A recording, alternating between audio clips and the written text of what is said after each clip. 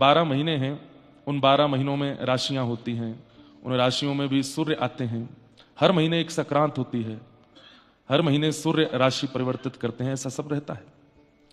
लेकिन उन समस्त मासों का जो शेष बच जाता है, अधिक जो बच जाता है, वो 3 वर्ष बाद अधिक मास में आता है। अधिक मास में संक्रांत नहीं आती, अधिक मास में कोई राशि फल आदि कुछ भी विशेष नहीं बताया जाता। ये अधिक है, जो 12 में से अधिक रह गया 3 वर्ष में, वही एक मास बन करके आ जाता है और उसी को अधिक मास कहते हैं। परंतु हिरण्यकश्यप के वध का मूल कारण यही मास बना, जिसके कारण कई लोग इसे मलमास कहने लगे। पर ठाकुर जी की कितनी करुणा है कि वो किस पर करुणा करते हैं। हम मानवों पर ही करुणा करें, जीवों पर ही करुणा करें, कीट पतंगों पर ही करुणा करें, देवताओं पर करुणा करें, राक्षसों पर करुणा करें, कैसे करुणा करें, वो मांसों पर भी करुणा करते हैं। जब देखा कि बेचारा अधिक कोने में बैठा रो रहा है, क्यों? कोई शुभ कर्म नहीं होते, कोई शादी ब्याह नहीं होता, कुछ भी नहीं होता अधिक मास में। अधिक है, आप कोई अगर पंचांग में पंडित जी से कोई मुहूर्त नहीं, कोई मुहूर्त नहीं मिलेगा आपको। अधिक मास में कोई मुहूर्त नहीं होता, सब कहेंगे 1 महीना बाद, इसमें कुछ भी नहीं। कितने करुणा बता रहे हैं ठाकुर जी कि उस मास के उस कष्ट को नहीं सह पाए, और ठाकुर जी ने उसको स्वीकार करके नाम परिवर्तित कर दिया। अब से तुम अधिक नहीं हो, अब से तुम मल नहीं हो, अब से तुम पुरुषोत्तम हो। बाकी मासों में तो एक मुहूर्त निकलेगा, पर तुम में तो हर दिन मुहूर्त है। लेकिन संसार के विषयों का मुहूर्त नहीं होगा, भक्ति का मुहूर्त होगा। इस मास में यदि कोई व्यक्ति हरि नाम लेना प्रारंभ कर दे और मास पर्यंत अगर हरि नाम लेवे, भगवान नाम लेवे, राधा नाम लेवे, युगल नाम लेवे, गुरु मंत्र का जाप करे, तो उसके अंदर किंचित भक्ति का प्रकाश हो ही जाएगा। इस मास की प्रधानता है। जैसे शुभ घड़ी में आपने व्यापार शुरू किया तो व्यापार लंबा चलता है, अच्छा चलता है। शुभ घड़ी में आपने विवाह किया तो आपका विवाह अच्छा चलता है। शुभ घड़ी में आपने कोई अच्छा कार्य किया तो वो कार्य अच्छा होता है। भक्ति की इससे बढ़िया शुभ घड़ी नहीं है, लेकिन ये आती 4 साल में ही है, अधिक मास। बहुत गौरव होता है मुझे, बहुत कभी कभी ऐसा आनंद जैसा लगता है जब ये अनुभव करता हूं कि मैं मुक्तिनाथ में हूं, आप सबके साथ यहां कथा सुन रहे हैं हम। मुक्तिनाथ दुर्गम है, यहां सब नहीं आ सकते, बड़भागी हैं जो यहां आ गए। आधे से ज्यादा लोग जिनका रजिस्ट्रेशन हुआ नहीं आ पाए। किसी का विमान नहीं उड़ा, किसी के घर में कोई कष्ट आ गया, किसी के कुछ पीड़ा कुछ पीड़ा कुछ पीड़ा। एक भाई तो हमारा प्रेमी बेचारा, वो बीच रास्ते में अटका है 3 दिन से। 11 किलोमीटर गाड़ी आगे बढ़ ही नहीं पाती है, फिर खराब हो जाती है, फिर वापस, फिर निकलते हैं, फिर खराब हो जाती है, फिर वापस। कल तो बेचारे वो मुझे बता रहे थे सब कि बहुत भावुक हो रहे हैं, मेरा क्या अपराध हो गया, मैं क्यों नहीं पहुंच पा रहा हूं। पोखरा, वो तातो पानी करके एक स्थान आता है, वहां फंसे हैं बेचारे, उनकी गाड़ी ही नहीं बढ़ रही है। बंगाल से आए हैं गाड़ी चला के। हमारे आधे से ज्यादा तो कई लोगों के सामान उन्हीं के साथ हैं। हम पोखरा से आ रहे थे तो हमने 2 पंडित जी से कहा कि हम आपको छोड़ जाते हैं, पीछे वो एक गाड़ी आ रही है बंगाल से, उसमें आप दोनों आ जाना। कल वे हमको बोले आप बढ़िया छोड़ के नहीं आए हमको। कहने का अभिप्राय, जो लाइव देख रहे हैं और जो नहीं आ पाए, वो कहीं इस बात का बुरा नहीं मानिएगा कि हमारा पुण्य नहीं था क्या जो हम नहीं पहुंच पाए। ऐसा नहीं है, सबका समय निश्चित है, उससे पहले आपको कुछ नहीं मिलेगा। हां, हम बड़भागी अपने आप को मान सकते हैं कि हमको अब मिल गया, हम यहां आ गए, पहुंच गए। और यह साधन सिद्ध से नहीं प्राप्त होता। आपने बहुत साधन किए हो, उसके सिद्धि से आपको यहां मिला हो, नहीं। ये साधना सिद्धि, साधन सिद्धि, भक्त सिद्धि, नियम सिद्धि, इन सब का फल नहीं है, तो कृपा सिद्धि। ये उनकी कृपा है, वो चाहते हैं कि हम आए, इसलिए हम आए हैं। बाकी ना हमारी आपकी किसी की योग्यता नहीं यहां आने की। जो आ गए हैं वो बड़े भागी हैं, और जो नहीं आ पाए हैं वो अति बड़े भागी हैं। अति बड़े भागी क्यों हैं? क्योंकि हम आप सबको तो श्रम करना पड़ा यहां आने के लिए, हम आप सबको तो एक परिश्रम करना पड़ा यहां आने के लिए। पर घर बैठ के जो सुन रहे हैं उनका मुक्तिनाथ तो वहीं प्रकट हो रहा है, वहीं सुनकर के, यहाँ की हमारी आपकी बातें सुनकर के, हमारे तन पर सॉल देख करके वहां 43 डिग्री सेल्सियस है। और यहां परसों सबसे ज्यादा हाई टेम्परेचर था 11। ये हाईएस्ट टेम्परेचर था मुक्तिनाथ का 11। और एक और बात बताऊं, ये बहुत बड़ी योग्यता है मेरी और आप सबकी।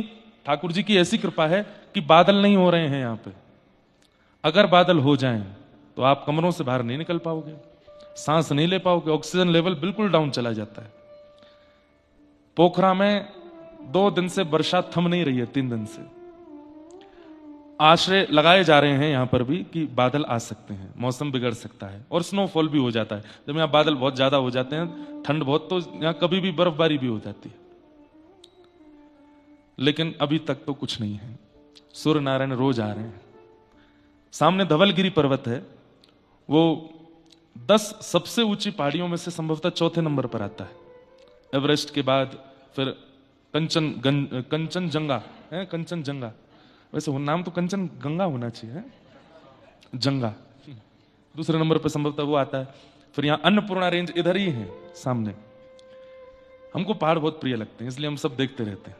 बहुत अच्छा लगता है पहाड़ों में। ऐसा लगता है कि ठाकुर जी यहाँ बैठे होंगे, यहाँ घूम रहे होंगे, क्योंकि यहाँ शांति है, मानव नहीं है ना। मानव जहां होते हैं वहां से ठाकुर जी अंतर ध्यान हो जाते हैं। तो पहाड़ बहुत प्रिय लगते हैं। तो बद्रीनाथ में तो खूब कथा की, तो इच्छा रहती थी कि मुक्तिनाथ चलेंगे, एक बार मुक्तिनाथ जाएंगे। और उसमें भी ऐसी जगह मेरे को जाना अच्छा लगता है जहां ना गाड़ी जा पाए ना मानव जा पाए, वहां चढ़ जाओ। कल भी हम आप लोगों से मिल मिला के ऐसी जगह चले गए थे, फिर अंधेरा बहुत हो गया था, तो फिर हमने कहा चलते हैं लौट के। तो ये धवलगिरी पर्वत है, ये संभवतः 4थे नंबर पर आते हैं। सामने ही है, इधर की तरफ दिखते नहीं है, एक आध चोटी दिखती है, वो अन्नपूर्णा है। तो ये सब हिमालय की गोद है जहां हम बैठे। यहां पर मौसम, इन्होंने आपका स्मरण किया है। अच्छा, ज्यादा अभिमान में नहीं आ जाओ आप लोग। कई बार ऐसा भी होता है कि बुलाए तो राम जी थे, लेकिन लगे हाथ भरत जी भी आ गए, लक्ष्मण जी भी आ गए, हनुमान जी भी आ गए, सीता जी बोली कहां जा रहे हो, हम भी चल रहे हैं। तो मतलब अगर 1000 व्यक्ति दर्शन कर रहे हैं तो उसमें से 100 का स्मरण तो नारायण ने किया है, बाकी तो उनके संग आ गए हैं। आप जा रहे हो, चलो हमको भी ले चलो, खाली बैठे क्या करें। तो बहुत फूल मत जाना अभिमान में भी। लेकिन हाँ, कोई तो है इस सभागृह में भी, शायद हो सकता है कि 10-5 ही लोग होंगे, उन्हीं की वजह से हम आ गए। मैं तो होऊंगा ही होऊंगा क्योंकि संकल्प तो मेरा ही था। हमारे हमेशा ही रहता था कि मुक्तिनाथ जाना है, मुक्तिनाथ जाना है, एक बार जाना है, वहां दर्शन करना है। मैं भी अभिमान क्यों करूं, आप में से कोई होंगे जिसका स्मरण हरि ने किया होगा और उनके निमित्त हम आ गए। जैसे प्रसिद्ध कथा कहते हैं कि पंढरपुर में भगवान कटी पर हाथ धर के खड़े हैं। तो किसी ने कहा कि भगवान आप पुंडलीक के लिए, पुंडलीक भक्त के लिए ऐसे खड़े हुए, आज तो ऐसे भक्त नहीं हैं, फिर क्यों खड़े हो। ठाकुर जी बोले 1 लाख लोग दर्शन करते हैं, उनमें से एक तो है जिसके लिए मैं खड़ा हूं। उस एक की वजह से इतनों को हो जाता है, एक के लिए ही मैं खड़ा हूं, लेकिन उन एक की वजह से 1 लाख को हो जाता है। तो दोनों बातें हैं। आपको अच्छा लगे इसलिए यह बात भी कह देते हैं कि ठाकुर जी ने स्मरण किया तब कर रहे हैं, वो जिसका स्मरण कर रहे हैं वो सामने आ रहा है।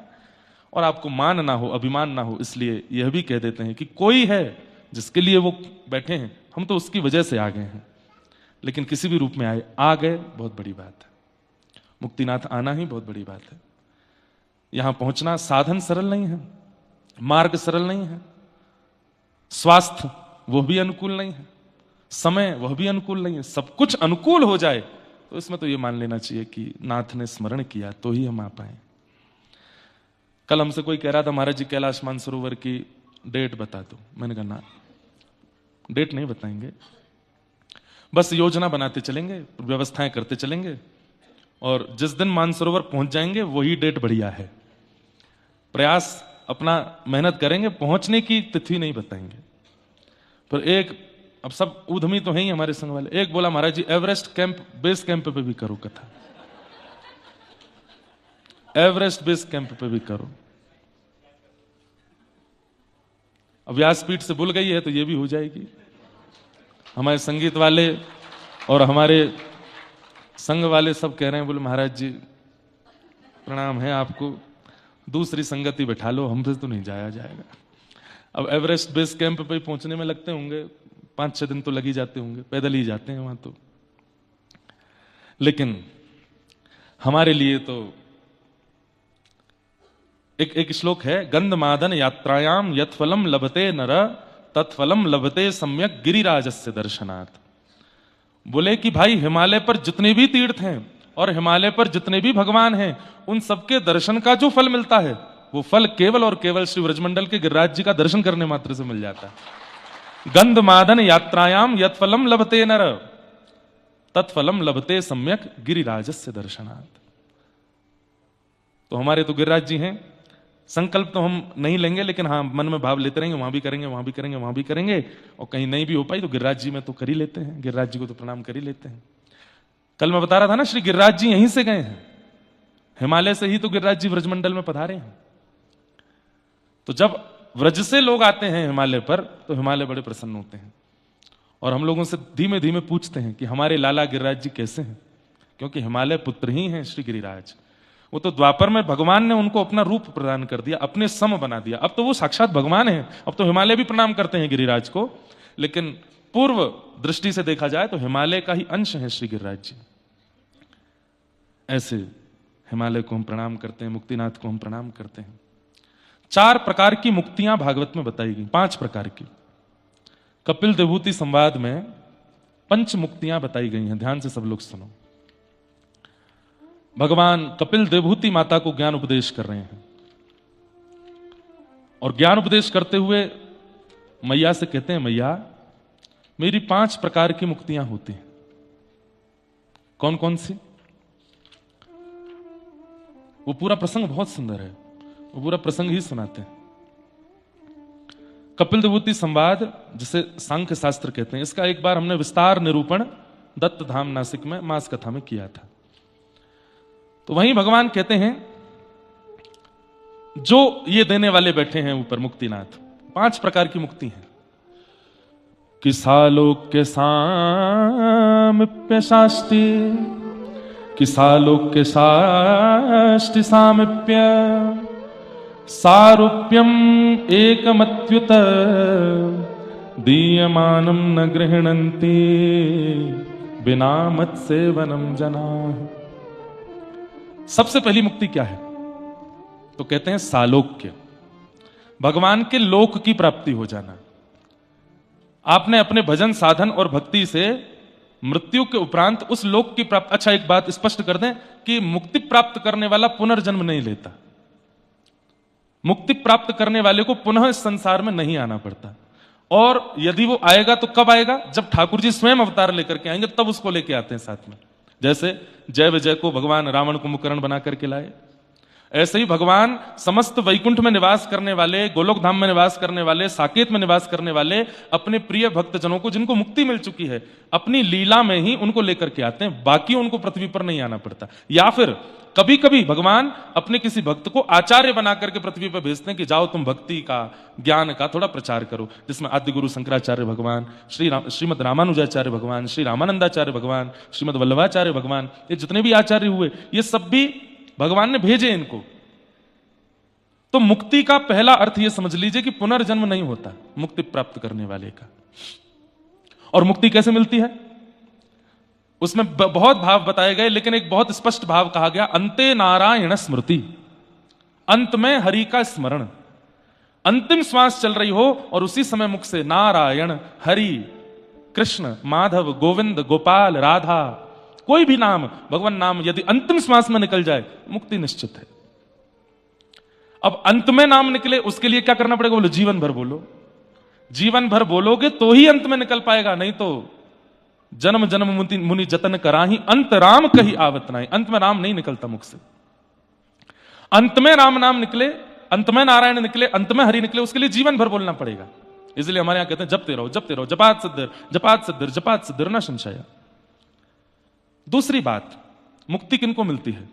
यहां भागवत जी में 2 मुक्ति के विधान बताए गए हैं। कौन बताता है पता है? वृत्रासुर।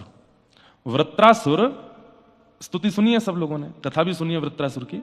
तो वृत्रासुर जब देवताओं से युद्ध कर रहा था तो सारे राक्षस भाग गए, युद्ध नहीं कर रहे थे। तब वृत्रासुर उनको कहता है कि दो प्रकार के लोगों की मुक्ति होती है। पहले कौन? जो जीवन भर हरिनाम गा करके अंत में हरिनाम उच्चारण कर लें और अंतिम श्वास में भगवान नाम ले लें, उनकी मुक्ति होती है। दूसरे जो अपने देश, समाज, परिवार, राष्ट्र और धर्म के लिए प्राण त्यागते हैं, उनको मुक्ति मिलती है। चाहे भारत हो, चाहे नेपाल हो, चाहे कोई भी देश जहां उनके सैनिक निष्ठापूर्वक अपने देश की सुरक्षा में खड़े रहते हैं और भगवान ना करे किसी कारणवश उनकी जब देश रक्षा में मृत्यु होती है तो उन्हें मुक्ति मिलती है। तो ये दो मुक्ति के प्रमाण हैं।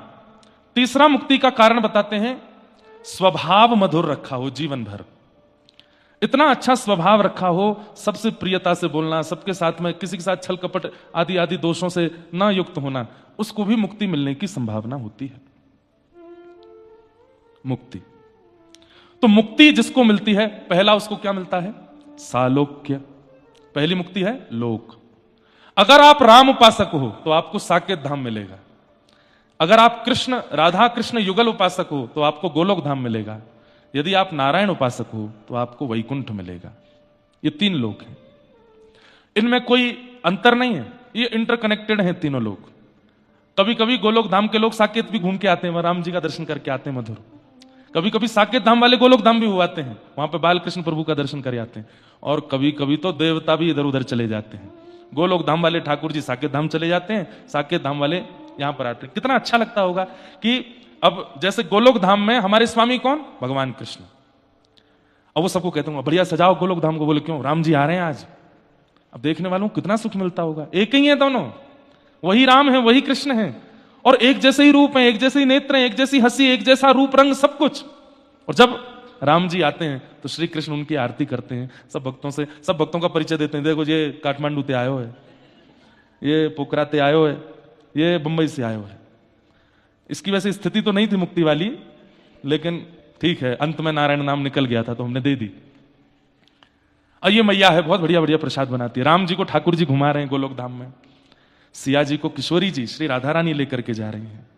वहां यमुना जी भी हैं, गिरिराज जी भी हैं, श्री वृंदावन भी। और ये जो वृंदावन, यमुना जी, गिरिराज जी पृथ्वी के है ही नहीं, ये गोलोक धाम से ही पधारे हैं श्री गिरिराज जी। और श्री गिरिराज जी पहले हिमालय में पधारे, हिमालय से फिर व्रजधाम पधारे। यमुना जी हिमालय में पधारी, हिमालय से फिर व्रजधाम में पधारी। पर वृंदावन तो स्वच्छंद पृथ्वी पर पधारा, वृंदावन 84 कोस धाम में। तो इस प्रकार गोलोक धाम किनको मिलता है? जो कृष्ण उपासक हैं। साकेत किनको मिलता है? जो राम उपासक हैं। और वैकुंठ किनको मिलता है? जो नारायण उपासक हैं। पर इसमें कदापि भेद मत रखिएगा। हम लोग कई बार ऐसा भेद रख लेते हैं, अरे हमको गोलोक धाम मिलेगा, हमको तो राम जी प्रिय हैं। नहीं, तीनों लोग आसपास ही हैं, इंटरकनेक्टेड हैं, जा सकते हो। जैसे हम लोग कभी बद्रीनाथ चले जाते हैं, अयोध्या चले जाते हैं, जगन्नाथ चले जाते हैं, ऐसे ही जा सकते हैं आपस में। सब दर्शन नारायण के भी होंगे, राम के भी होंगे, कृष्ण के भी होंगे, पर मूल उपासना से एक लोक मिलता है। तो पहला मुक्ति का क्या स्वरूप है? सालोक्य, लोक की प्राप्ति होती है। इससे भी थोड़ी अपग्रेड मुक्ति है, सालोक्य साष्टी। साष्टी मुक्ति क्या है? एक तो होता है कि लोक मिल गया, अब उस लोक में भी थोड़ी सी प्रायोरिटी मिल गई। प्रायोरिटी कैसे मिल गई? किसी को रूम मिला मुक्तिनाथ मंदिर से खूब दूर, किसी को मिला बिल्कुल चरणों में ही, वहीं जाने का ही अवसर मिल गया। मतलब अब लोक प्राप्ति तो बहुतों को हो जाती है, पर उस लोक में भी ठाकुर जी के थोड़ा पास रहने का अधिकार सबको नहीं मिल पाता। तो शास्त्रीय मुक्ति क्या है? बोले जिसने खूब कथाएं सुनी हो, खूब मंगल मंगल अपने जीवन में उत्सव आदि किए हों, और फिर भगवान नाम गाते हुए अंत में हरिनाम बोला हो, उसको शास्त्रीय मुक्ति मिलती है। ठाकुर जी उसको अपनी कोई एक सेवा, दूर की सेवा लेकिन थोड़ी समीप मिल जाती है। जैसे भगवान आकर के सभागृह में बैठेंगे, तुम पहले ही जाकर के वहां आसन बिछा दो, पहले ही जाकर के वहां इत्र का लेपन कर दो। ठाकुर जी इस सभा में कुछ पाने के लिए आएंगे, तुम अपने जो बढ़िया तुमको बनाना हो बना दो वहां जाकर के। ऐसे एक अंदरूनी सेवा मिल जाएगी जिसमें आपको थोड़ा सामीप्य अनुभव होगा ठाकुर जी का। इस मुक्ति को क्या कहते हैं? शास्त्री। पर शास्त्रीय मुक्ति अधिकतर उन्हीं को मिलती है जिन्होंने जीवन भर सेवा की हो। जैसे अपने लड्डू गोपाल की सेवा में खूब बढ़िया बढ़िया व्यंजन बना बना करके खिलाए हों, तो मुक्ति के बाद में ठाकुर जी फिर व्यंजन की सेवा दे देते हैं, बढ़िया है। गजराज तारो तेने आवने को जावने को खावने पकावने को मीराबाई तारी है। नरसी मेहता को तारो वहीवार सवारने को, वेदन सुनावने को जय देव तारो है। गोस्वामी तुलसीदास जी आज भी साकेत धाम में बैठ करके लीला ही गाते होंगे, क्योंकि जीवन भर लीला ही गाई है। जयदेव महाप्रभु आज भी गोलोक धाम में बैठ करके श्री जगन्नाथ प्रभु को वहां पर आज भी स्तुतियां सुनाते होंगे, क्योंकि स्तुतियां ही गाई हैं। आपने अपने मानव जीवन में एक प्रकार से ये कह लें तो कोई अतिशयोक्ति नहीं, ये ट्रेनिंग है। यहां जो करके जाएंगे मुक्ति के बाद, फिर वो सेवा हमको एक प्रकार से जॉब के रूप में मिल जाएगी। अब तुम यही करोगे, अब तुम्हारी ये सेवा हमको स्वीकार है। अच्छा, एक प्रश्न आता है, भगवान तो एक ही होंगे और वैकुंठ गोलोक और साकेत में तो बहुत सारे भक्त होंगे, अब बहुत सारे भोजन बनाना जानते होंगे तो ठाकुर जी सबका पाते होंगे। जब भगवान कृष्ण लीला में 16,108 पत्नियों के लिए 16,108 रूप धारण कर सकते हैं, तो गोलोक धाम में भी ठाकुर जी अनेक रूप धारण कर लेते हैं और अनेक रूप धारण करके सबको सुख देते हैं। तो सालोक्य, साष्टी और तीसरा मुक्ति का स्वरूप क्या है? सामिप्य। आहा, ये मुक्ति कौन सी है? बोले अति सामिप्य मिल जाता है। ठाकुर जी सिद्धि से भी उतर रहे हैं तो ऐसे हाथ कहेंगे, हाथ दो, हाथ पकड़ करके उतर रहे हैं। ठाकुर जी किसी से बात कर रहे हैं, टेक लगानी है तो आपके कंधे पे ही टेक लगा रहे हैं। ठाकुर जी कुछ करने जा रहे हैं तो आपसे ही पूछ रहे हैं, और ये बताओ ऐसा करना चाहिए कि नहीं? हाँ, जैसे आप कर सकते हो। ये सामिप्य मुक्ति है। इसमें ठाकुर जी आपके समीपता का अनुभव करते हैं और आपको, जैसे उद्धव, वृष्णीनाम प्रवरो मंत्री कृष्णस्य दयित सखा शिष्यो बृहस्पतिर साक्षात उद्धवो बुद्धि सत्तम।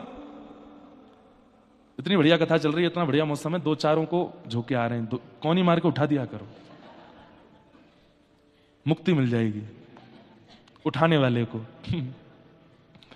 एक आध कोई आते हैं पर आ जाते हैं कभी कभी। तो पता नहीं, हमको तो नींद ही नहीं आ रही है यहां पर। आप लोग कैसे सो रहे हैं? रात में भी सो रहे हैं तो पता है कि हम सोए हैं, लेटे हैं, हल्का सा सिर में दर्द सा होता रहता है। ये प्रसाद है मुक्तिनाथ का। तो तीसरी मुक्ति कौन सी है? सामिप्य। सामिप्य मुक्ति में जैसे उद्धव, जैसे मधुमंगल, जैसे श्रीरामा, जैसे तन सुखा, मन सुखा, धन सुखा, जैसे कुंभनदास, जैसे सूरदास, जैसे कृष्णदास, इन सबको सामिप्य मुक्ति मिली है। इनसे ठाकुर जी राय लेते हैं। वो बुला रहा है, जाऊं कि नहीं जाऊं? हाँ जय जा सको, चलो तेरी मान के चलेंगे हम। जैसे राम अवतार में हनुमान जी, जामवंत जी, सुग्रीव, ये सब कौन है? ये सामिप्य हैं। ठाकुर जी इनसे पूछते हैं क्या करना चाहिए बताओ। तो सामिप्य मुक्ति जब मिल जाती है तो मुक्ति के बाद में ठाकुर जी का अति सामिप्य, संग चलना। ठाकुर जी आपसे ही पूछेंगे कौन से वस्त्र पहनूं बताओ, ये वाले पहनो, अच्छा ठीक है यही पहनूंगा। अच्छा, इसमें भी सामिप्य मुक्ति भी अनेकों को मिली होगी, तो उनके लिए भी अनेक ठाकुर जी हैं। कहीं पर ठाकुर जी नीले वस्त्र पहन के घूम रहे हैं, कहीं पर पीले वस्त्र पहन के घूम रहे हैं, कहीं पर सफेद, लेकिन आपको अपने वाले ही दिखेंगे, दूसरे नहीं दिखेंगे। अरे अद्भुत है, ठाकुर जी की लीला अड़ी अद्भुत है। वहां इस प्रकार ठाकुर जी सामिप्य मुक्ति देते।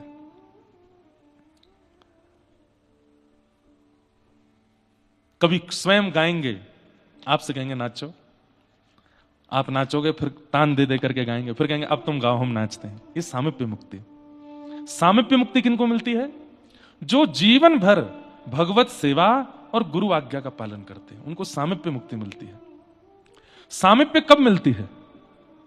अगर मैं, मान लीजिए मैं एक वक्ता हूं, मेरे साथ में सीमित लोग ही रहते हैं समीप में, लेकिन मेरे समीप रहने वाले किसी एक के बारे में मुझे कहें भैया महाराज जी आपके संग रहने लायक ये व्यक्ति है, इसको आप संग रखा करो, ये बहुत अच्छा है, ये इसके अंदर ये कला है, ये गुण है, कथा में और अच्छा आनंद होगा, आप इतनी यात्राएं करते हैं, इसको संग रखेंगे तो। कहा किसने? मेरे समीप रहने वालों ने उसके बारे में मुझसे कहा, तो मैंने उसको अपना सामिप्य दे दिया। चलो तुम भी आओ भाई, भक्ति पथ की आगे कथाओं में तुम भी सेवा करो। आचार्य और गुरुजन ठाकुर जी के ऑलरेडी समीप ही हैं। जब वे आपकी गुहार लगाते हैं कि नाथ इसको समीपता दो, तब ठाकुर जी उसको सामिप्य देते हैं। तो सामिप्य मुक्ति में आचार्य प्रसन्नता बहुत आवश्यक है। गुरु प्रसन्न, आचार्य प्रसन्न, हरिजन प्रसन्न, संत प्रसन्न, भगवत भक्त प्रसन्न, ब्रजवासी प्रसन्न, धामवासी प्रसन्न, यदि आपसे हो जाएंगे तो ठाकुर जी की सामिप्य मुक्ति मिलेगी। उसके लिए उनको प्रसन्न करना बहुत जरूरी है। कई लोग ठाकुर जी को तो खूब प्रसन्न करते हैं, पर ठाकुर जी जिस धाम में रहते हैं वहां के धामी लोगों की खूब निंदा करते हैं। वृंदावन अच्छा है, राधा रमन जी बहुत अच्छे हैं, राधा वल्लभ जी के दर्शन बहुत मधुर हैं, बिहारी जी के, पर गोस्वामी जन तो ऐसे हैं, ब्रजवासी जन तो ऐसे हैं, वहां तो ऐसा होता है, धाम में ऐसा होता है। बताइए, पंडा लोग लूटते हैं, पकड़ लेते हैं। जगन्नाथपुरी जाते हैं, अब आपके संग थोड़ी, वहां तो सब, वहां भाई है ये सब, वो प्रेम है उनका। अब वहां पंडा जी सीधे, वो 2 छड़ी सी रहती है उनके हाथ में, सिर पर मारेंगे, इधर आओ, आरती करो, आरती भीतर की आरती करो, आरती करते 500 रुपए चढ़, 500 नहीं 2 और चढ़ाओ इस पर। हमारे पूज्य नाना जी कहते थे, लाला देख, धाम में तुमको जीवन भर तो रहना नहीं है, 1 दिन 2 दिन 5 दिन 7 दिन 9 दिन के लिए गए हो, इसमें जितना धन निकलता है ना, ये वही धन है जो तुम्हारे पूरे परिवार और तुम्हारी बुद्धि को विकृत करने वाला है, इसलिए जो निकल जाए उसको निकाल दो। और ये सब धामी लोग जो हैं, ये उसी धन को निकलवाते हैं जो हमारा विकार करने वाला है। तो भले ही कैसा भी हमने दृश्य देख लिया, संसार में जो नहीं होता वो हमने धाम में देख लिया, तो भी निंदा मत करो, नहीं तो सामिप्य मुक्ति नहीं मिलेगी। सामिप्य मुक्ति के लिए तो उनके समीप रहने वालों को प्रसन्न रखो, उनके समीप रहने वालों को राजी रखो, जो नित्य नाम गाते हैं, नित्य कथा करते हैं, नित्य ठाकुर जी के भाव में रहते हैं, ऐसे संत जनों में उनको प्रसन्न रखो। हम कहीं भी कथा करते हैं, संतों को आमंत्रण देते हैं, उनको बुलाते हैं, दंडवत प्रणाम करते हैं, उनके चरण दबाते हैं, उनके पास बैठ के कुछ सेवा कर, क्यों? वो प्रसन्न हो जाए। उनकी प्रसन्नता से ही सामिप्य मुक्ति मिल सकती है। कई लोग नहीं, अब जैसे हम मिल नहीं पाते बहुत लोगों से, तो फिर ऐसे आचार्य अगर कोई हो जो मिलते ही नहीं है, उनको कैसे प्रसन्न किया जाए? तो बोले उनके वक्तव्य जो कथा में भी होते हैं, जो सामान्य रूप में भी होते हैं, बस उस वक्तव्य का बिना मिले ही पालन करो। आपको वो देख लेंगे कि आप उनके कथन पर अनुकरण कर रहे हो, तो ही वो प्रसन्न हो जाएंगे, और उनकी प्रसन्नता से सामिप्य मुक्ति। तो सालोक्य, साष्टी, सामिप्य, और चौथी मुक्ति है सारूप्य। ये सारूप्य मुक्ति कैसी है? ठाकुर जी अपने जैसा रूप दे देते हैं, और पहले तो आप उनको निहार करके प्रसन्न हो रहे थे, अब वो आपको निहारते हैं, तुम इधर उसको लेके आओ भाई। जैसे होता है ना, जैसे 5 लोगों ने प्लान बनाया, कहां जा रहे हैं, चलो काठमांडू चलते हैं यार, वो और चलते तो मजा आ जाएगा। क्यों? वो थोड़ा एंजॉय करता है, थोड़ा हंसाता रहता है, थोड़ा गाता है कुछ। तो ऐसे ही सारूप्य मुक्ति कैसी है? समीप रहने वाले भले ही 10 बैठे हों, लेकिन ठाकुर जी उन 10 से भी उसकी चिंतन कर रहे हैं, उसकी बात कर रहे हैं। अरे एक वो है, कौन? बोले उद्धव, उसको बुलाओ। भगवान उद्धव के पास बैठे हैं, उद्धव से बात कर रहे हैं, और उद्धव से बात करते करते कहने लग जाते हैं, उद्धव मैं और तुम यहां बैठे हैं, बहुत सुंदर चर्चा कर रहे हैं, लेकिन मेरा विदुर भी यहां होता तो कितना आनंद आता ना, विदुर जी। तो उद्धव जी कहते हैं, मैं अपने आप को बड़भागी मान रहा था कि मैं ठाकुर जी से संवाद कर रहा हूं, लेकिन मैं अब विदुर जी को अपने से ज्यादा सौभाग्यशाली मानता हूं। क्यों? हजारों किलोमीटर दूर विदुर जी बैठे हैं, और यहां ठाकुर जी मुझसे बात कर रहे हैं, याद विदुर को कर रहे हैं। दुनिया हरि को याद करती, पर हरि जिसको याद करें वो सारूप्य मुक्ति। हरि जिसका चिंतन करें, जिसको याद करें। श्री पंढरपुर में रामकृष्ण हरि कीर्तन चलता है। पुजारी जी ने ठाकुर जी का शयन करा दिया, और रात्रि में पुजारी जी को मधुर करताल की ध्वनि आने लगी, मधुर मृदंग बज रहा है। पुजारी जी बोले, कहां से आ रही है ये ध्वनि? ढूंढते ढूंढते ढूंढते जब मंदिर के गर्भगृह के पास गए, तो गर्भगृह से ही ध्वनि आ रही थी। पुजारी जी ने धीरे से पर्दा हटा करके भीतर देखा, तो क्या पाया कि रुक्मणी जी मृदंग बजा रही हैं, और श्री ठाकुर जी अपने हाथ में करताल लेकर के ज्ञानोबा तुकाराम, ज्ञानोबा तुकाराम, ज्ञानोबा तुकाराम, ज्ञानोबा तुकार, ज्ञानोबा तुकाराम कीर्तन कर रहे हैं ठाकुर जी। और रुक्मणी जी खूब आनंद में भर करके महाराज मृदंग बजा रही हैं, और ठाकुर जी उछल उछल के कीर्तन कर रहे हैं, ज्ञानोबा तुकाराम। पूरे दिन हम ठाकुर जी का कीर्तन करते हैं, पूरे दिन कीर्तन करने वालों का नाम फिर रात में ठाकुर जी सजा करके कीर्तन में फिर ठाकुर जी गाते हैं। ठाकुर जी भक्तों का कीर्तन करते हैं, ज्ञानोबा तुकाराम। किसी ने पूछा ठाकुर जी से, क्या ये 2 ही भक्त आपको प्रिय हैं? मीराबाई हुई, जनाबाई हुई, कबीरदास हुए, इतने सारे भक्त हुए, आप ये 2 का ही कीर्तन क्यों करते हो? ठाकुर जी बोले, भक्ति शतक के सबसे पहले भक्त कलिकाल में यदि हुए तो वो हुए ज्ञानेश्वर महाराज। और भक्ति शतक के जो 100 साल आए थे भक्तों के, जिसमें केवल भक्ति हुए थे, उसी बीच में सारे भक्त हुए जितने भक्तों के हम चरित्र सुनते हैं। उन 100 साल में सबसे पहले भक्त हुए ज्ञानेश्वर, और सबसे 100 वर्ष के अंतिम भक्त हुए तुकाराम जी। ठाकुर जी बोले, इन दोनों का नाम लेता हूं, बीच में सब आ जाते हैं, सबका नाम आ जाता है। ठाकुर जी हरिस्मरण, भक्त स्मरण करते हैं, और ऐसे भक्त स्मरण करने वाले भक्तों को सारूप्य मुक्ति मिलती है। अच्छा एक बात बोलूं, इन मुक्तियों का अनुभव मृत्यु के बाद तो होता ही है, पर कई बार जीवित अवस्था में भी होने लगता है। जैसे सालोक्य मिल गया। सालोक्य मिल गया मतलब जन्मे थे मुंबई में, जन्मे थे दिल्ली में, जन्मे थे कहीं और, लेकिन कुछ समय बाद धाम मिल गया, सालोक्य मुक्ति मिल गई, लोक मिल गया जीते जी। फिर दूसरी मुक्ति कौन सी है? साष्टी। अब धाम तो मिल गया, वहां पर भी भगवान के किसी मंदिर या किसी भक्त की सेवा मिल गई। राधा वल्लभ जी मंदिर में कोई सेवा मिल गई, राधा रमन जी में कोई सेवा मिल गई, बिहारी जी में कोई सेवा मिल गई, गिरिराज जी में कोई सेवा मिल गई, और कोई सेवा नहीं मिली तो अपने आप ही श्री पंडित गया प्रसाद जी महाराज की तरह सोहनी सेवा ले ली। रज में सोहनी कर रहे हैं, जमुना जी का मार्जन कर रहे हैं, सरजू जी में सेवा कर रहे हैं। जहां भी धाम की प्राप्ति हुई वहां कोई सेवा मिल गई तो साष्टी मुक्ति हो गई, जीते जी। सालोक्य हो गई धाम की प्राप्ति, साष्टी हो गई सेवा की प्राप्ति। और फिर तीसरा सामिप्य, आपकी सेवा से प्रसन्न होकर अब आपको अंतरंग सेवा मिल गई है, अब ठाकुर जी की थोड़ी निज सेवा मिल गई है, थोड़ी पास की। और फिर मिल गई सारूप्य। अब मंदिर में ठाड़े ठाकुर जी लाखों वैष्णवों को नहीं, आपका ही स्तमन करते हैं। वो कब आएगा मुझको मिलने, वो तो आया ही नहीं मेरा दर्शन करने। सारूप्य। नामदेव जी महाराज को एक बार सारूप्य मुक्ति दी थी, मैंने कथा सुनाई है। उनकी माता जी कहती थी, ए नामा, ये विठोबा तेरे संग खेलता है? बोले हाँ। उसको बोलना कि मैं एक बार प्रसादी बनाऊं तो पानी आएगा। नामदेव जी बोले ठीक है मैं बोल दूंगा। तो एक दिन नामदेव जी ठाकुर जी से बोले, मेरी मैया बहुत पीछे पड़ती है कि आप एक बार प्रसाद पाने जाओ। ठाकुर जी बोले, मैं प्रसाद पाने जाऊंगा तो यहां मंदिर में दर्शन कौन देगा? तो बोले, आप तो अंतर्यामी हो और आप तो अनेक रूप रूपाए विष्णवे प्रभ विष्णवे, अनेक रूप धारण कर सकते हो। एक रूप से यहां खड़े हो जाओ, एक रूप से प्रसाद पाओ। ठाकुर जी बोले, ऐसा नहीं होता, हम जिस रूप में यहां खड़े हैं उसी रूप से जाएंगे प्रसाद पाने। तो बोले अब क्या करें? तो बोले एक काम करो नामा, तुम मेरे ही रूप जैसे हो गए हो, सबको तुम अलग रूप में दिखते हो पर तुम मुझे मेरे ही जैसे दिखते हो। अब एक काम करो, मैं तुम्हारे घर जाता हूं प्रसाद पाने, तुम आके यहां खड़े हो जाओ। और श्री विठोबा नीचे आ गए, नामदेव जी खड़े हो गए। जैसे खड़े हुए ठाकुर जी ने एक बार देखा, बिल्कुल विठोबा जैसी झांकी हो गई। और ठाकुर जी बलैया ले रहे, कितना बढ़िया लग रहा है मेरा नामा। अब ध्यान रखना। बोले क्या? सुबह सुबह 3:30 बजे मंगला आरती होगी, तुम्हारी नींद पूरी नहीं हुई होगी तब भी तुमको उठा दिया जाएगा, इसलिए आंखें खोल लेना, उबासी मत लेना। दूसरा, पंचामृत से अभिषेक कराया जाएगा, दूध घी दही सब तुमको डाला जाएगा। जब शहद पड़ेगा तो जीभ में पानी आ जाएगा, उसको खा मत जाना। कहीं तुमने जीभ निकाली, पुजारियों ने देख ली तो जीभ पकड़ लेंगे तुम्हारी। आज तक तो निकाली नहीं, आज कैसे निकली? तीसरा, इतने सारे भक्त दुख दर्द सुनाने के लिए आएंगे कि सबकी सुन लेना। कर्म से सबको मिलेगा जो मिलना है, सबकी इच्छा पूरी करने मत बैठ जाना यहां खड़े होके, डामाडोल हो जाएगा संसार पूरा। ठीक है। और ऐसा कह करके नामदेव जी बोले मैं तो फंस गया। बोले फंसे नहीं, अब खड़े रहो, मैं जा रहा हूं प्रसाद पाने। ठाकुर जी गए, नामदेव जी की मैया के हाथ से बनी खूब बढ़िया पकवान पाके आए और खूब पा रहे हैं चकाचक। मैया बोली आपको जल्दी होगी? नहीं, कोई जल्दी नहीं है, आज मंदिर में दूसरे की ड्यूटी लगी है। मैया बार बार कहे नामा नहीं आया, बहुत देर हो गई, नामदेव नहीं। बोले आज नहीं आएगा वो। क्यों? बोले आज वही खड़ा है मेरी जगह पर। कैसी लीला करते हैं ठाकुर जी।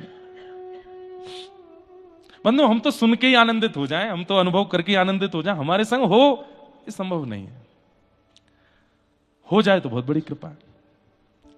ठाकुर जी बोले चलो मैया प्रसाद हो गई, अब मैं नामदेव का दर्शन तो करके आऊं, कैसा लग रहा है। सौ लोड़ करके बिल्कुल अपना रूप छुपा करके, बस नेत्र खुले हैं ठाकुर जी के, ऐसा पूरा ढक करके और गए मंदिर में। लाखों की तादाद में लोग खड़े हैं, पीछे लाइन में ठाकुर जी भी खड़े हैं, चल रहे हैं धीरे धीरे, पीछे धक्का दे रहे हैं लोग, जल्दी चलो। ठाकुर जी के चल रहे हैं ना। चल करके ठाकुर जी जैसे गर्भगृह में पहुंचे, नामदेव जी खड़े, बिल्कुल हिलडुल नहीं रहे, जैसे ठाकुर जी रहते वैसे ही। ठाकुर जी बोले आई मजा, आनंद आयो? इतने में नामदेव जी बोले अब यहां आ जाओ। नहीं, अब तू ही खड़ा रहे यहाँ पे, मैं नहीं आ रहा। बोले जैसे हाथ जोड़ू, हमें परमात्मा नहीं बनना, आप भी बनो परमात्मा। तो ठाकुर जी ने बोले अभी एक काम तो करने दो। बोले क्या करोगे? बोले परमात्मा के सामने खड़ा हूं, प्रणाम तो करूंगा। और ठाकुर जी ने जैसे ही प्रणाम किया, नामदेव जी के नेत्र सजल हो गए। जय जय, ये सब क्यों करते हैं आप? बोले तुम सब भक्त ही तो मेरे प्राण हो, तुम सब भक्ति ही तो मेरा जीवन हो। मेरा यश गा गा करके, मेरी कथाएं सुन सुन करके, मेरे नाम गा गा करके मेरा दर्शन करते हो, मुझे लाड लड़ाते हो, मेरी सेवा करते हो, तुम सब मेरे आराध्य हो। इसलिए एक समय आने पर जब तुम्हारी स्थिति ऊंची हो जाती है तो मैं परमात्मा होकर भी तुमको प्रणाम करता हूं। सारूप्य। तो जरूरी नहीं कि मृत्यु के बाद ही ये मुक्ति मिलती है, ये जीवित अवस्था में भी मिल जाती है। सारूप्य, सालोक्य, साष्टी, सामिप्य, सारूप्य और अंतिम मुक्ति एकत्वम। एकत्वम मुक्ति का मतलब क्या है? अब आप अलग नहीं हो, आप ठाकुर जी में ही विलीन हो जाते हो। फिर जो ठाकुर जी देख रहे हैं वो आप देखते हो, जो ठाकुर जी बोल रहे हैं वो आप सुनते हो, जो ठाकुर जहां जा रहे हैं, श्री जी के साथ जो लीला कर रहे हैं, गोपियों के साथ जो लीला कर रहे हैं, मतलब जब श्याम सुंदर चलते हैं तो असंख्य भक्त उनके चित्त में होते हैं जो एकत्वम हो चुके हैं, और उनके भीतर ही बैठ करके, जैसे अभी मैं देख रहा हूं, ये मैं जो है ना, ये सारे भक्त ही बोलने लगते हैं, वो ठाकुर जी के अंदर से ही सब देखने लगते हैं और ठाकुर जी की लीला का अनुभव करने लगते हैं। वो दो नहीं रहते, फिर एक ही हो जाते हैं, एकत्वम। ये अंतिम मुक्ति, पांचवी। और इन पांचों मुक्ति को प्रदान करने की सामर्थ्य कलिकाल में इनकी है, जिनकी शरण में हम बैठे हैं, मुक्तिनाथ भगवान। इन पांचों के जो प्रदाता हैं, इन पांचों के जो दाता हैं, इन पांचों को देने का जो सामर्थ्य रखते हैं, उनकी शरण में हम आए।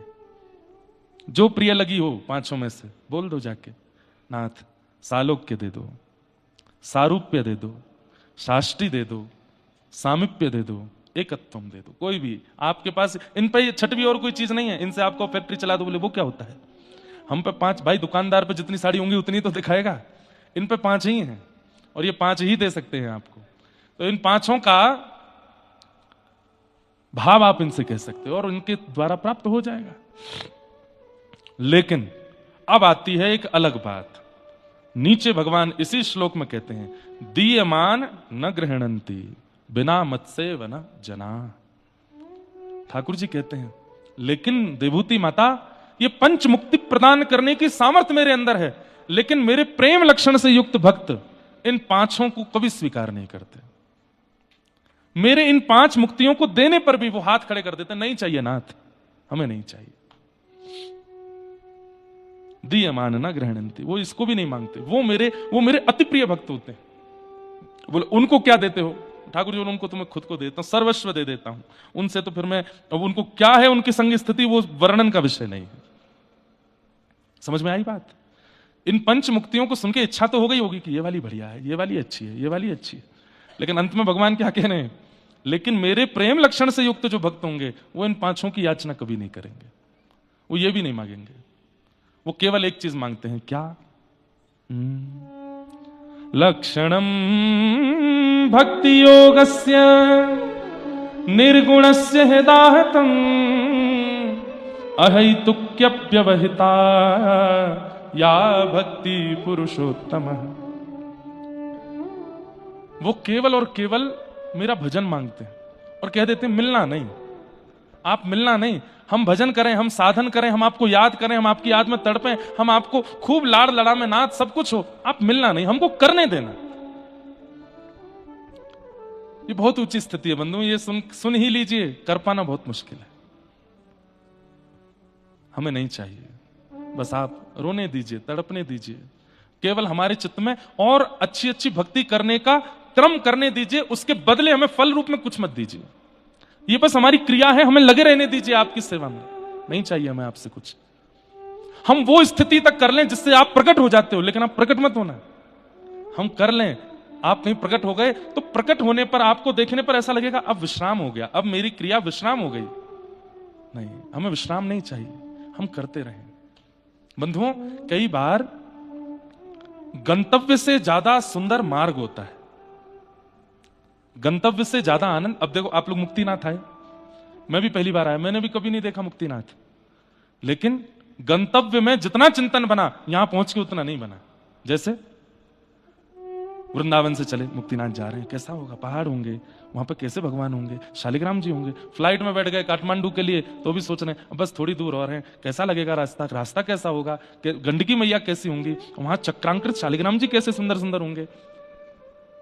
काठमांडू पहुंच गए, फिर वहां से पशुपतिनाथ दर्शन करके पोखरा के लिए निकले। अब बस थोड़ी दूर और रह गया है, पोखरा पहुंच गए हैं, अब बस पहुंचने ही वाले हैं। कितना अच्छा लगेगा ना, वहां कथा होगी, खांसी तो नहीं हो जाएगी, जुकाम तो नहीं हो जाएगा, भोजन कैसे बनेगा, इतने सारे लोग पहुंचेंगे, किसी को कष्ट तो नहीं हो जाएगा। फिर रास्ता प्रारंभ हुआ, कहीं झरने गिर रहे हैं, कहीं रास्ते टूटे हैं, कहीं कृष्ण। अब देखो दुनिया की सारी नदियां अपने रूप में है, लेकिन गंडकी का नाम ही है कृष्ण गंडकी, वो है ही कृष्ण वर्ण की, कृष्ण वर्ण की ही है, इसलिए यहां काली गंडकी बोलते हैं, लेकिन मूल रूप उनका कृष्ण गंडकी। पूरे रास्ते उनको देखते आ रहे थे, ये दामोदर कुंड से प्रकट होती हैं। और देखो लोग बाग चाहे जो भी कहें कि मिट्टी का रंग ऐसा है, यहाँ की काली मिट्टी है, कोई काली मिट्टी नहीं है यहाँ पर। वैसी मिट्टी है जैसी बद्रीनाथ में है, वैसी ही है जैसी गंगोत्री यमुनोत्री और केदारनाथ में है, वैसी ही है जैसी सामान्य पर्वतों की, पर यहाँ की नदी फिर भी काली है। क्यों? असंख्य शालिग्राम भगवान कृष्ण विराज रहे ना भीतर, उनका आचमन करके, उनका स्नान करके बहती है, इसलिए कृष्ण गंडकी हो गई है, उन्हीं के रूप में हो गई है। तो रास्ते भर गंडकी जी को देखते आ रहे थे, तो सोच रहे थे अब अच्छा लगेगा, कितना बढ़िया। फिर जोमसोम आ गया, बस अब तो थोड़ी दूर रह गया है, हवा चल रही है, सौंधी ठंडी ब्यार चल रही है, ऊपर चढ़ते जा रहे हैं, पहुंचते गए, यहां आ गए। यहां पहुंचने के बाद दूसरे दिन सुबह उठ करके गए, दर्शन किए सारे, वो बस विश्राम, दर्शन के बाद हो गए, चिंतन विश्राम हो गया। चिंतन कब बनता है? मार्ग में बनता है। गंतव्य की प्राप्ति के बाद चिंतन बनता है, पर बनाना पड़ता है, सहज नहीं बनता। अब रोज हमको चिंतन बनाना पड़ रहा है, लेकिन मार्ग में सहज चिंतन बन रहा था। तो प्रेम लक्षण भक्त वाले वो कैसे होते हैं? वो ठाकुर जी से कहते हैं, नाथ हमको मार्ग में ही रहने दो, हमको गंतव्य मत दीजिए, क्योंकि गंतव्य मिलने के बाद एक स्थिरता आ जाएगी, फिर क्या करेंगे हम। दीयमान न ग्रहणन्ति। मीराबाई कहती हैं, चाकर रहसूं बाग लगासूं, नित उठ दर्शन पासूं। चाकर रहसूं बाग लगासूं, नित उठ दर्शन पासूं। हे वृंदावन री कुंज गलिन में, वृंदावन री कुंज गलिन में, हरि की लीला गासूं गासूं। श्याम माने चाकर राखो जी, श्याम माने चाकर राखो जी। हे गिरधारी माने चाकर राखो जी, गिरधारी माने चाकर राखो। चाकरी मांग रही हैं, चाहती तो लाल जी का अति सामीप्य मांग लेते, नहीं, चाकरी मांग रही है। चाकर रहसूं बाग लगासूं, नित उठ दर्शन पासूं। वृंदावन री कुंज गलिन में, हरि की लीला गासूं। श्याम मने चाकर राखो जी।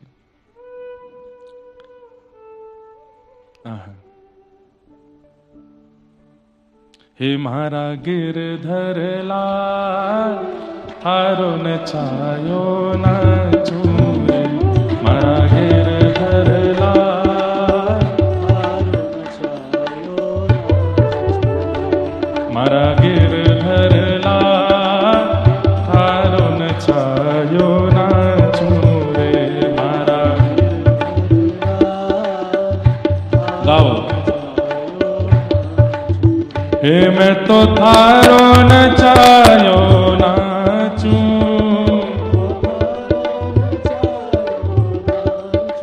हाँ मैं तो थारो न छायो नाचूं। ओ मारा नट राजा, थारो न छायो नाचूं रे। मारा नट राजा,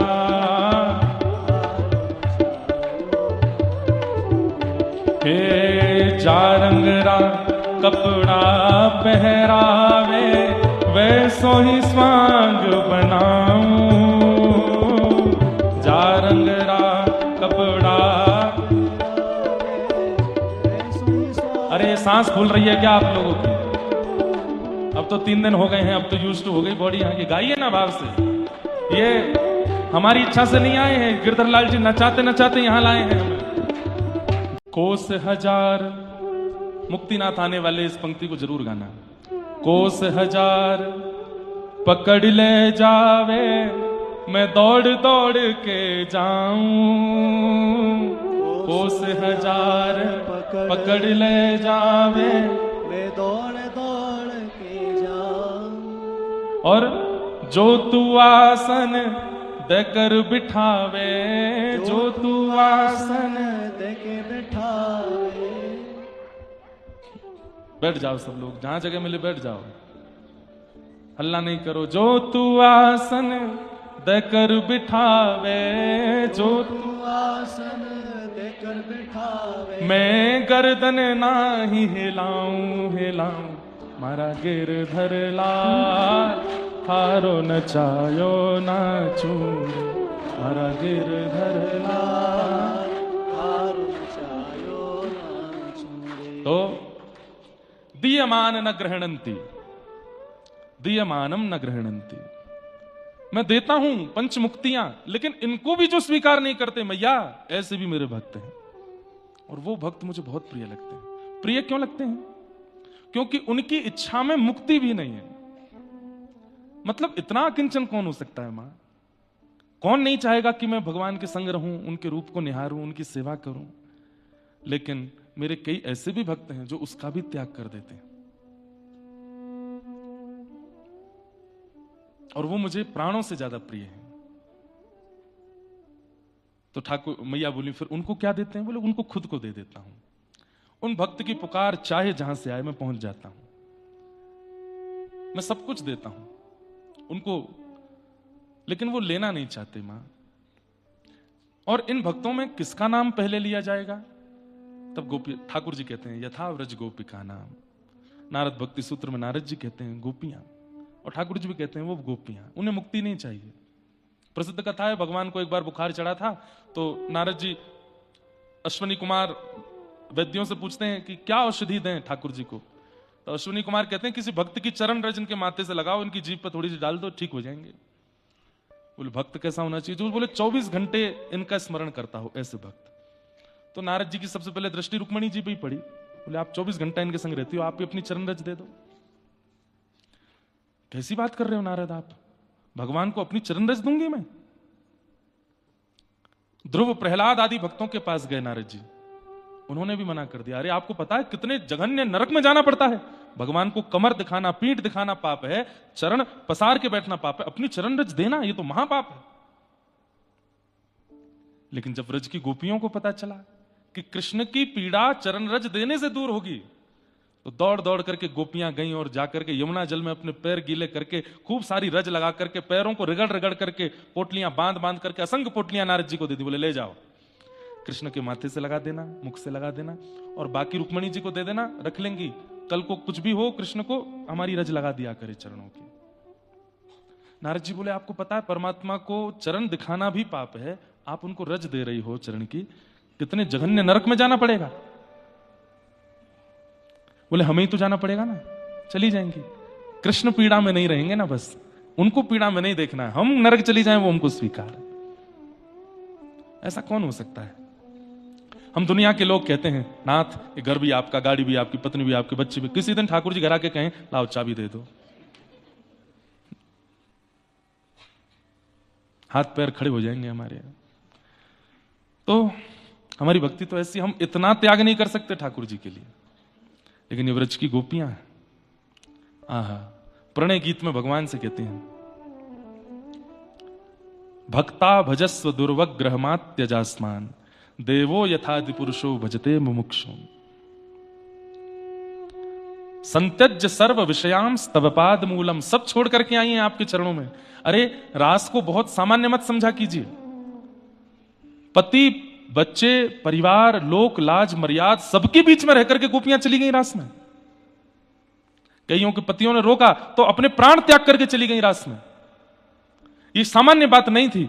आज हमको एक स्थान पर आमंत्रण मिलता है कि वहां कथा हो रही है, आना है, तो हम इसका कोई गलत अर्थ मत निकाल लेना आप लोग कि महाराज जी हमको आज्ञा दे रहे हैं कि आप भी गोपियों की तरह भाग के आओ। नहीं, बिना बताए आ जाओ। नहीं, प्रयास करना चाहिए कि सबके सहमति से ही आओ, क्योंकि ये ना तो आप गोपी हो और ना ये द्वापर है, ये कलयुग है और आप सामान्य जीव हो। लेकिन फिर भी गोपियों का त्याग देखिए, सब छोड़ करके आ गए। ठाकुर जी ने वहां पर पतिव्रता नारी का उपदेश दिया। एक नारी का जीवन पाप मुक्त कैसा होता है ठाकुर जी इसके बारे में प्रवचन कर रहे हैं, और एक नारी पापनी कैसी होती है इसके बारे में बता रहे हैं। ये सब बातें सुनने के बाद भी गोपियां वापस नहीं जा रही हैं और कह रही हैं अब तो सब छोड़ के आ गई हैं आपकी शरण में। लेकिन उसके बाद क्या कहती हैं कि आप हमें हमेशा के लिए स्वीकार करो, हम इसके लिए नहीं आई हैं नाथ, एक बार कह दो कि आप मेरी हो, और उसके बाद भले ही जीवन भर कभी मिलिएगा नहीं, कभी हमें मत मिलिएगा, हम उसी में प्रसन्न रह लेंगे कि आपने एक बार हमें स्वीकार तो किया। सीधी बात, सालोक्य, शास्त्री, सामिप्य, सारूप्य, एकत्वम, इन मुक्तियों की कामना करने वाला भक्त ज्ञानी हो सकता है, ध्यानी हो सकता है, भजनानंदी हो सकता है, प्रेमी नहीं हो सकता। प्रेमी इनको नहीं मांगेगा। प्रेमी तो देना जानता है, मांगना नहीं। वो मुक्ति भी नहीं मांगेगा। हनुमान जी महाराज साकेत धाम नहीं गए। क्यों नहीं गए? मैंने कितनी बार कथाओं में बताया। राम जी सबके लिए विमान लेकर के आए, जैसे ही हनुमान जी से कहा बैठो, बोले नहीं मैं नहीं जाऊंगा। बोले क्यों? बोले मैंने सुना साकेत में कथा नहीं होती। भगवान बोले जहां हम प्रत्यक्ष बैठे वहां कथा सुनने की क्या आवश्यकता है? बोले ना, तो फिर आपका साकेत आपको ही शुभकामना में देता हूं, मैं नहीं जाऊंगा। मैं उस कथा का त्याग नहीं कर सकता जिस कथा से आपकी अनुभूति होती है। ये कौन है? दीयमान न ग्रहणंती, हनुमान जी महाराज, व्रज की गोपियां, ये कौन है जिनको मुक्ति दे भी रहे हैं तो नहीं ले रहे? ठाकुर जी कहते हैं ये मुझे बहुत प्रिय है। और ऐसों को क्या मिलता है? ऐसों को ठाकुर जी का सर्वस्व मिलता है, और हमारी व्रज की प्रणाली में निज वृंदावन मिलता है। जो मुक्ति की भी कामना नहीं करते, किसी वस्तु की कामना नहीं करते, उनको ठाकुर जी फिर निज वृंदावन देते। निज वृंदावन क्या है? श्री गोलोक धाम एक प्रकार से ऐसी हमारी भावना है कि ये पृथ्वी से परे 3 लोक हैं, साकेत, गोलोक और वैकुंठ। लेकिन गोलोक धाम से भी अतिशय सुख देने वाला निज वृंदावन, जो कि इसी धराधाम पर है लेकिन हमें दिखता नहीं है, वो निज वृंदावन है। जहां सारे वृंदावन को भजने वाले भक्त वही हैं। स्वामी श्री हरदास जी, त्रिवंश महाप्रभु, मीराबाई, कृष्णदास, नरसिंह मेहता, ये सब उसी निज वृंदावन में है। उस निज वृंदावन का रूप ऐसा ही है, नक्शा ऐसा ही है, ऐसी यमुना जी है, ऐसे ही सब मार्ग हैं, ऐसे मंदिर हैं। बस आधुनिकता नहीं है और मंदिर में पाषाण नहीं है, मंदिर में मूर्ति नहीं है, मंदिर में प्रकट ठाकुर जी बैठे। राधारमन लाल जी का दर्शन करने गए तो छोटे से लाला वहीं पर सिंहासन पर ही बैठे हैं, गौतम मसनद की टेक लगा के बैठे हैं। जैसे ही आप दर्शन करने आ गए हो, काले क्या आयो मेरे काजे, खाली आता आयो है, चल जा कछु बना के ला। राधा वल्लभ जी का दर्शन करने गए तो मंदिर के गर्भगृह में नहीं, बाहर के प्रांगण में श्री राधा वल्लभ लाल रास विहार कर रहे हैं और आप उसका दर्शन कर रहे हो। बांके बिहारी जी जब दर्शन करने गए तो कुंज में श्री बिहारी जी आहा बिहरत लाल बिहारिन दो यमुना जी के तीरे तीरे, यमुना जी के तीर पर दोनों श्री प्रियालाल जी विहार कर रहे हैं और हम सब छुप करके केवल उसका दर्शन कर रहे हैं। ये निज वृंदावन है। कहते हैं यमुना जी का जल कैसा है? बोले केसर, कुमकुम, कपूर और सुंदर सुंदर सुगंधित द्रव्यों से युक्त श्री यमुना जी का जल, और जैसे ही पान करो तो ऐसा लगता है मानो जैसे अमृत आ गया हो। चलते फिरते कौन दिखते हैं निज वृंदावन में? अरे चर्चा होती, अरे रुक जाओ, किनारे हो जाओ। बोले क्यों? स्वामी श्री हरदास जी आ रहे हैं, हरदास जी महाराज चल रहे हैं। ये कौन है पैरों में घुंघरू बांध करके नृत्य कर रहे हैं? बोले नरसिंह मेहता है। ये कौन इतने मधुर स्वर में गा रही हैं? बोले मीराबाई हैं। सब हरि भक्त वही हैं, वो निज वृंदावन है। जो ये पंच मुक्ति की कामना नहीं करते और केवल प्रेम लक्षणा भक्ति से ठाकुर जी से कहते हैं कुछ मत दीजिए, कुछ मत दीजिए, बस मुझे भजन करने दीजिए। मेरा कोई गंतव्य का मतलब अंत, मेरा अंत नहीं है। मैं भक्ति को अंत के लिए नहीं कर रहा हूं, गंतव्य के लिए नहीं कर रहा हूं। हां आप दिख जाया करो, आप अनुभव कराए, पर तुरंत चले जाया करो। विरह दीजिए मुझे विरह में रहना है। मेरी इस भक्ति का कभी विश्राम ना हो, मेरी इस सेवा का कभी विश्राम ना हो, मेरे स्मरण का कभी विश्राम ना हो, मेरे प्रेम का कभी विश्राम ना हो। ये सदा बना रहे। प्रेम बहुत कठिन है बंधुओं, इसीलिए हमारे व्रज रसिक गाते हैं प्रेम नगर की डगर है कठिन रे। मुक्तिनाथ से भी ज्यादा कठिन। यहां आने में आपको रास्ते टूटे फूटे मिले, लैंडस्लाइड मिले, कई जगह झरने मिले, हिल रहे हैं महाराज, सिर से लेकर के पैर तक की सारी नसें उलझ गई, इतना हिली गाड़ी यहां आने में। लेकिन इससे भी दुर्गम रास्ता है प्रेम का। प्रेम नगर की डगर है कठिन रे, बटो ही न करना बसेरा पग